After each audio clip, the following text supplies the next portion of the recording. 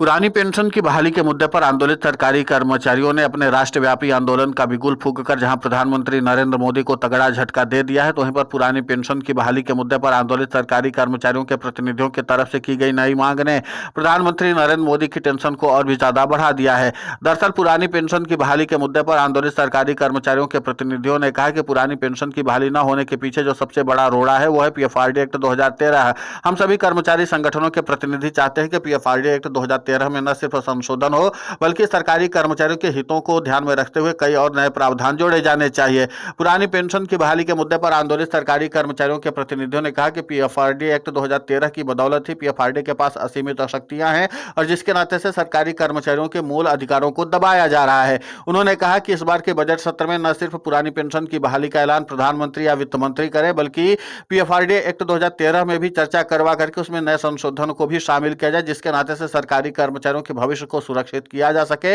और उनको आर्थिक तौर पर मजबूत भी किया जा सके। सरकार जिस तरीके से अपनी नीतियां निर्धारित कर रही है उसकी बदौलत सरकारी कर्मचारियों को काफी ज्यादा मुश्किलों का सामना करना पड़ रहा है और उसके नाते से उनको कई तरह की समस्याएं भी आ रही हैं और जिसका निराकरण नहीं हो पा रहा है। इसलिए हम लोग चाहते हैं कि पीएफआरडी एक्ट 2013 में भी संशोधन किया जाना चाहिए और सरकारी कर्मचारियों के हितों को और प्राथमिकता के आधार पर शामिल किया जाना चाहिए। उधर ईपीएफओ ने भी यूनिफाइड पेंशन स्कीम पर रोक लगा दी। उन्होंने कहा कि जिस तरीके से यूनिफाइड पेंशन स्कीम को लेकर के कई बातें विचाराधीन हैं और इस योजना को लेकर के भी कई सारी बातें जो है वो विचाराधीन है, इसलिए हम इसको आगे नहीं बढ़ा सकते, इसका क्रियान्वयन नहीं कर सकते हैं। इसलिए फिलहाल ईपीएफओ ने कर्मचारियों को लेकर जो फैसला था उस पर रोक लगा दी है। उसने कहा है कि अभी जब तक इस मामले का नीति निर्धारण नहीं तय हो जाता तब तक हम इसको आगे नहीं बढ़ा सकते हैं, यदि इसका क्रियान्वयन नहीं कर सकते हैं। तो कुल मिलाकर के कि यूनिफाइड पेंशन स्कीम पर फिलहाल ईपीएफओ ने रोक लगा दी है और इसी के साथ पीएफआरडीए ने भी एक नया दांव चला। पीएफआरडीए ने अब एनपीएस को लेकर के भी एक बड़ा फैसला किया है। उन्होंने कहा है कि अब जो कॉर्पोरेट बैंक है उसको भी इसका अधिकार दिया जाएगा कि वो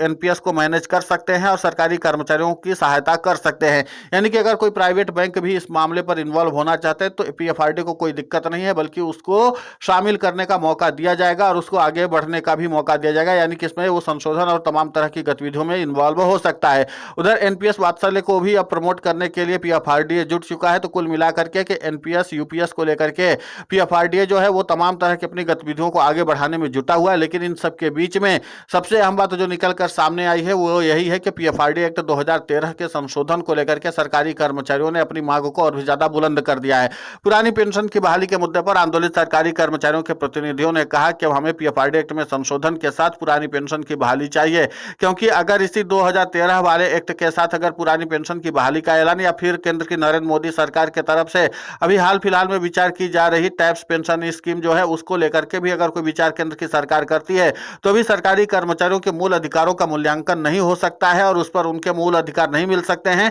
इसीलिए हम लोग चाहते हैं कि पीएफआरडी एक्ट 2013 में संशोधन किया जाए और इसी के साथ पुरानी पेंशन की बहाली के मुद्दे पर आंदोलित सरकारी कर्मचारियों की मांगों को प्रमुखता से ध्यान में रखा जाना चाहिए ताकि सरकारी कर्मचारियों के हितों की रक्षा की जाए। तब कुल मिलाकर के पुरानी पेंशन की बहाली के मुद्दे पर आंदोलित सरकारी कर्मचारियों ने अपनी मांगों में और भी ज्यादा इजाफा करते हुए केंद्र की नरेंद्र मोदी सरकार के लिए एक और बड़ी चुनौती खड़ी कर दी है कि अब पुरानी पेंशन की बहाली के मुद्दे पर आंदोलित सरकारी कर्मचारियों ने इस बात की मांग रख दी है कि पीएफआरडी एक्ट पर चर्चा भी होनी चाहिए और संशोधन भी होना चाहिए। ध्यान रहे कि अगर पीएफआरडी एक्ट में संशोधन होता है तो फिर जाहिर सी बात है कि पुरानी पेंशन की बहाली कर चुके राज्यों के मुख्यमंत्री भी केंद्र की नरेंद्र मोदी सरकार के ऊपर दबाव बनाना शुरू कर देंगे, क्योंकि अभी तक पीएफआरडी एक्ट में इस बात का ही तो प्रावधान है जिसके नाते से पुरानी पेंशन की बहाली कर चुके राज्यों के मुख्यमंत्रियों को कई दिक्कतों का सामना करना पड़ रहा है। उसमें यह है कि जो पीएफआरडी एक्ट है उसमें यह बताया गया है कि जो राज्यों का पैसा आता है उसको किसी भी हाल में राज्य की सरकार को नहीं दे सकते, यानी राज्य कर्मचारियों का जो पैसा आता है पीएफआरडी के पास उसको सिर्फ कर्मचारी को ही दिया जा सकता है,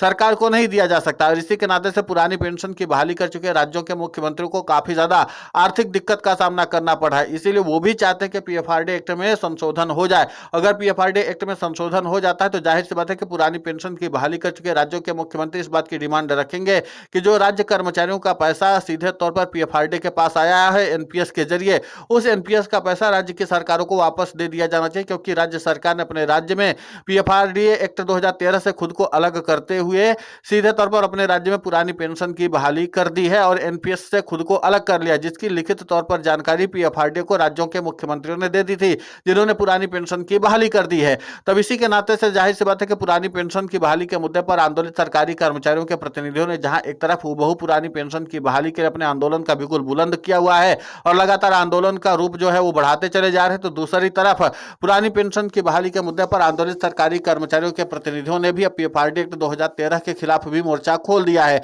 उन्होंने कहा कि इसमें बुनियादी सुधार की जरूरत है और जिसके नाते से सरकारी कर्मचारियों के हितों की रक्षा हो सकती है। अब जाहिर सी बात है कि जिस तरीके से पुरानी पेंशन की बहाली के मुद्दे पर आंदोलित सरकारी कर्मचारी नई तरह की मांगों को रखते चले जा रहे हैं, दूसरे के नाते से केंद्र की नरेंद्र मोदी सरकार की चुनौतियां और भी ज्यादा बढ़ने वाली हैं। हालांकि पुरानी पेंशन की बहाली के मुद्दे पर आंदोलित सरकारी कर्मचारियों की तरफ से बहुत ज्यादा उम्मीदें बजट से लगाई गई हैं। उनको उम्मीद यही है कि केंद्र की नरेंद्र मोदी सरकार सरकारी कर्मचारियों की मांगों को प्रमुखता से ध्यान में इस बार रखेगी और सरकारी कर्मचारियों की मांगों को आगे प्राथमिकता के आधार पर पूरा करने की भी कोशिश करेगी। लेकिन अब देखना महत्वपूर्ण होगा कि जिस तरीके से पुरानी पेंशन की बहाली के मुद्दे को लेकर के सरकार और सरकारी कर्मचारियों के बीच एक तरह से रार ठन चुकी है और सरकारी कर्मचारियों ने कहा कि हम लोग एनपीएस और यूपीएस पर भरोसा नहीं जता पा रहे हैं, हम लोगों को सिर्फ और सिर्फ पुरानी पेंशन की बहाली चाहिए और उससे जुड़े प्रावधान ही चाहिए। तो जाहिर सी बात है कि केंद्र की नरेंद्र मोदी सरकार अपने ओर से कोशिश यही करे कि सरकारी कर्मचारियों की मांगों को थोड़ा सा मॉडिफिकेशन करके और फिर लागू किया जाए। लेकिन पुरानी पेंशन की बहाली के मुद्दे पर आंदोलित सरकारी कर्मचारियों ने इस बात का साफ तौर पर ऐलान कर दिया है